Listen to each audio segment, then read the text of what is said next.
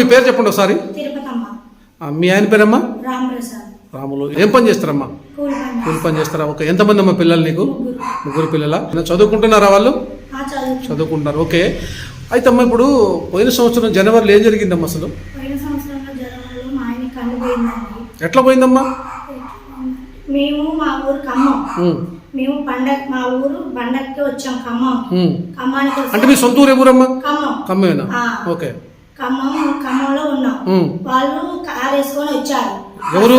పస్సం కృష్ణ, శ్రీకాంత్, కడమంచి బుచ్చాపతి వచ్చి కత్తులు, పెద్ద పెద్ద కత్తులు, మరణాయుధాలు వచ్చి మా ఆయన దాడి కొడుతున్నారు. ఎందుకు కొడుతున్నారమ్మా? మీ ఆయన ఎందుకు కొట్టారు? పాత ఖర్చులు ఏమో ఉంటే మా ఆయన కొడుతున్నారు. నేను ఇంట్లో ఉన్నారు, మా వాళ్ళు ఉన్నారు, పట్టుకున్న ఆగట్లే. వాళ్ళు మనుషులు లక్క లేరండి, రౌడీలు లక్క ఉన్నారు. అసలు దండం దాచిన పెట్టినా వదలట్లే. పటా పటా పటా కొడుతుంది. కన్ను పోయింది, తలకాయ పలిగింది, కాలు దిగింది, రక్తం కారిపోతుంది. ఏమైంది అని అరిసా తప్పా తప్పా కొట్టారు. వాళ్ళు అట్టే వెళ్ళిపోయారు. ఇక నేను ఏం చేయాలి? లబ్బలో మొత్తుకొని అందరూ పిలిచి మా వాళ్ళు అందరూ వచ్చారు. ఓ హాస్పిటల్ తీసుకెళ్ళి చచ్చిపోతాడు, చచ్చిపోయింది, సైడో లేడు అని హాస్పిటల్ తీసుకెళ్తే మా గవర్నమెంట్ హాస్పిటల్ తీసుకెళ్ళాం. దాన్ని జాయిన్ చేసి సైలో లేడు, చచ్చిపోతాడమ్మా మీ ఆయన, సైలో లేడు, కన్ను పోయింది, కళ్ళ నుంచి రక్తం కారిపోతుంది, తలకాయ నుంచి రక్తం కారుతుంది, లేవట్లే. దాని వాళ్ళు పండుకునే దాంట్లో వేసాం. తీసుకెళ్ళి హాస్పిటల్ వేస్తే డాక్టర్ చూసి ఖమ్మం చూసి మా వల్ల కాదమ్మా హైదరాబాద్ తీసుకెళ్ళాలి అంబులెన్స్లో అని చెప్పారు. ఎట్లా అంటే ఏడుస్తున్నాం, మా వల్ల కాదు, పెద్ద బాగుపట్టు, ఏంటి అది ఏమైంది, అసలు ఏమైందమ్మా అని కొన్ని కేసు పెట్టుకోండి, కేసు కాడికి పోండి అని ఇంకొకరు అన్నారు. కేసు పెట్టారమ్మా? మరి ఎప్పుడు కేసు పెట్టాము. ఎక్కడ? ఏ స్టేషన్లో పెట్టారు? 1 టౌన్ పెట్టారు. ఓకే. వాళ్ళు పట్టుకొచ్చారా? మరి పట్టుకొచ్చారు సార్, జైలు వేశారు. మేము హైదరాబాద్ హాస్పిటల్లో ఉన్నాం, ఎల్వీఆర్ హాస్పిటల్, కన్ను హాస్పిటల్. ఇవన్నీ రాడ్లు ఊడిపోయినాయి అంట, రాడ్లు వేయించినాం. భయం పడుతుంది సార్ మాకు, మనిషి ఎట్లుంటాడో. వాళ్ళు జైలుకి పోయారు? మరి వాళ్ళు జైలుకి పోయారు పెట్టాం. వాళ్ళు మళ్ళీ రిమాండ్ మీద వచ్చారు. ఎప్పుడు? 1 సంవత్సరం కింద రిమాండ్ మీద వచ్చారు. 9 రోజులు ఉన్నారు. ఓకే. 9 రోజులు రిమాండ్ మీద వచ్చారు. మళ్ళీ ఏం జరిగిందంటే ఇప్పుడు మళ్ళీ కత్తులు మా బజార్కే వచ్చి మిమ్మల్ని చంపుతాం, అంజదాకా కేసు తీసుకోవాలి, మీ వల్ల ఇంత అవుతుంది, కేసు తీసుకుంటే వాళ్ళు మీ ఆయన్ని చంపనా, నిన్ను చంపుతా, నీ పిల్లల్ని చంపుతా అని భయపెట్టేస్తున్నారండి. మాకేం చేయాలో అర్థం కాదు, భయం వేస్తుంది. మళ్ళీ పోలీస్ స్టేషన్కి వెళ్ళారమ్మ? మళ్ళీ పోలీస్ స్టేషన్కి వెళ్ళి కేసు పెట్టినాం. కేసు పెట్టిన తర్వాత మళ్ళీ ఇట్లా మా ఊరికే వచ్చి కత్తులు తీసుకొని నూరుకుంటూ వచ్చి నిన్ను చంపుతా, అంజదానా నువ్వు గట్ట ఇట్లా చేస్తున్నావు, పోలీస్ కేసు తీసుకుంటే తీసుకోవట్లే, మీ ఆయన కన్ను పోయింది, మళ్ళీ ఇప్పుడు ప్రాణం చేస్తా, ఏం చేస్తావే నువ్వు అని, నీ పిల్లల్ని చంపుతా, నిన్ను చంపుతా అని అంటుండ్రు. మాకు భయం పడుతుంది. అంటే మీ బజార్లో జనం ఎవరు లేరమ్మా? మా బజార్లో ఉన్నారండి. మరి ఎవరు మాట్లాడలేదా? కెమెరాలలో కూడా పడ్డాయండి. ఎవరు మాట్లాడలేదా? మరి వాళ్ళు అట్లా అంటుంటే వాళ్ళు మనసున్నాకలేదు, కత్తులు రాట్లు తీసుకొని పెద్ద పెద్ద ఇష్ట మనిషి ఎంత త్రాముడు, గడ్డాలు అన్ని పెట్టింది. భయం వేస్తుందండి మాకు. మా వాళ్ళు కూడా నిలబడి చూసారు. అంటే వాళ్ళని కొడతానికి వచ్చారండి. మళ్ళీ పోలీస్ స్టేషన్కి వెళ్ళాం. నువ్వు తీసుకోవా ఇప్పుడు కేసు అని మళ్ళీ భయపెట్టి. కేసు తీసుకుంటాం అంటే ఎప్పుడు పెట్టింది? సంవత్సరం కింద పెట్టిన కేసు వాపసు తీసుకో, లేకపోతే నిన్ను నీ భర్తని హతమారుస్తామని చెప్పేసి బెదిరిస్తున్నారు. ఓకే. ఏం పేరమ్మా వాళ్ళ పేర్లు? ఏంది వాళ్ళ పేరు? పస్సం కృష్ణ, శ్రీకాంత్, కడమంచి బుచ్చాపతి, ముగ్గురు సార్. వాళ్ళేంటమ్మా? వాళ్ళు మీ సేమ్ కులస్తులేనా? సేమ్ కులస్తులే. ఓకే. ఓకే.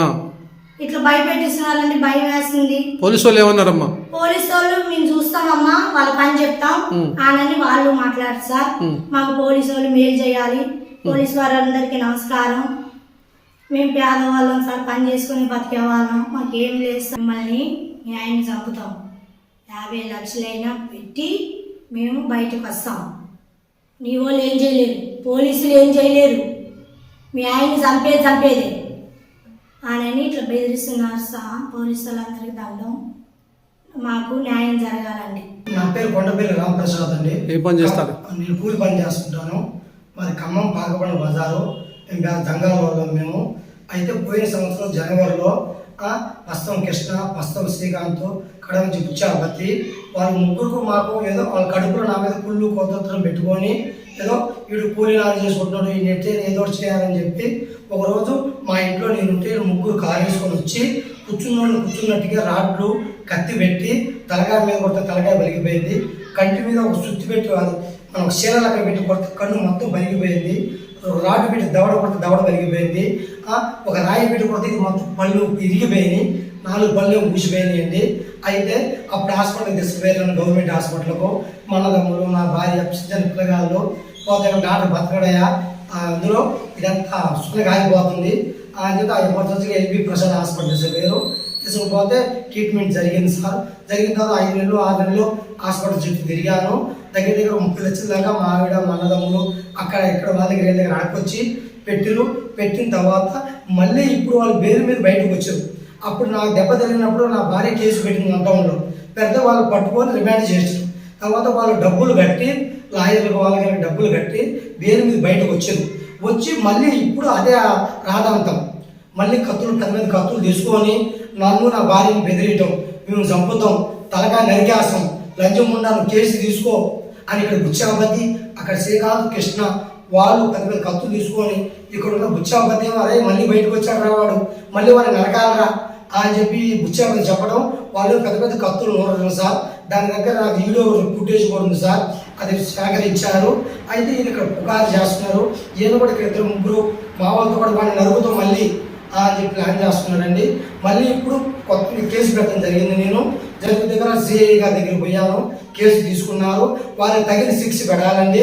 మళ్ళీ ఇప్పుడు వాళ్ళు ఏమంటున్నారు, మా భార్య సంబంధించిన వాడిని చంపి 50 లక్షలు పెట్టారు, మేము బయటకు వస్తాం, మమ్మల్ని ఎవరు పోలీసు వాళ్ళు ఏం చేయలేరు, మీ అన్నదమ్ములు ఏం చేయలేరు, వాళ్ళ వల్ల ఏమి కాదు, మాకు దిక్కునుగా చెప్పుకోపోతే మా దగ్గర డబ్బులు ఉన్నాయి, మేము పెట్టుకుంటాం, వాడిని చంపేస్తాం, వాడిని బతకలేము మేము అని చెప్పి వాళ్ళు డిమాండ్ చేస్తున్నారండి. ఇప్పుడు ఉంటాను పోలీసు వాళ్ళగా చెప్పేది ఒకటే, నాకు, నా భార్య, నా 3 పిల్లలకి రక్షాబంధులు కలిపండి. అలాంటి దుర్మార్గులు కంటిన్యూ శిక్ష చేయండి. కానీ నా జీవితంలో కన్ను కోల్పోయా, ఇప్పుడు ఒకటే కన్నుతో జీవిస్తున్నా. నాకు ముగ్గురు చిన్నపిల్లగాళ్ళు, నేను పని చేసుకొని బతికేవాడిని. ఇప్పుడు నేను పనికి పోలేకపోతున్నా. నా భార్య యొక్క కూలికి దానికి వెళ్ళి నా భార్య నన్ను రాస్తుంది. ఇంట్లో ఏ టైంలో ఎక్కడుంటో తెలియదు. నేను ఇంట్లో కూర్చున్నవాడిని. రాత్రి 6-7 అయితే నా కన్ను కనబడదు. ఉండగాడతో ఆడుకుంటున్నాను నేను. కానీ ఆ టైంలో మళ్ళీ ఎక్కడ చంపుతారో తెలియదండి. అలాంటి దుర్మార్గులు, రౌడీలు అండి వాళ్ళకి తగిన శిక్ష పడాలి, వాళ్ళు జైలుకి పోవాలి, వాళ్ళు ఎప్పుడు బయటకు రాకపోకుండా పోలీసు వారికి నా ఎన్నుకోవండి.